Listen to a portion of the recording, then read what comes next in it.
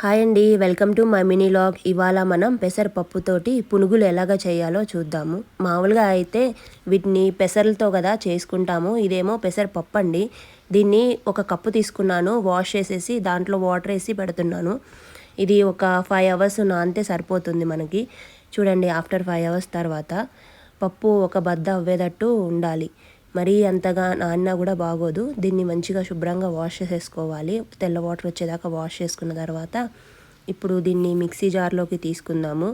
మనం మిక్సీ జార్లోకి వేసుకొని కచ్చాబిచ్చగా నూరుకోవాలండి. దీన్ని మరీ మెత్తగా నూరుకోకూడదు. దీంట్లోకి సరిపడా చిల్లీసు, పచ్చిమిరపకాయలు నేను ఒక 5 వేసుకున్నాను. ఇవి కారంగా ఉంటాయి, అందుకే ఒక 5 వేసుకున్నాను. ఒక కప్పుకే కదా, అందుకోసమని. తర్వాత దీంట్లో అల్లం ముక్కలు కూడా వేసుకున్నాను. వేసుకొని మంచిగా గ్రైండ్ చేసుకోవాలి. కచ్చాపిచ్చగా గ్రైండ్ చేసుకుని ఈ పిండిని మొత్తం ఒక బౌల్లోకి తీసుకుందాం. తర్వాత దీంట్లో కొంచెం జీలకర్ర, అలాగే సరిపడా సాల్ట్ వేసుకొని కలుపుకోవాలి. ఈలోపు ఒక ప్యాన్ పెట్టుకొని ఆయిల్ వేడి చేసుకుందాం మనం. ఆయిల్ హీట్ అయిన తర్వాతనే వేసుకోవాలండి, లేకపోతే పునుకులు మంచిగా రావు, పొంగవు. మామూలుగా రెగ్యులర్గా అయితే మనం పెసరలతో వేస్తాం కదా, ఇవి పెసరపప్పుతోటండి.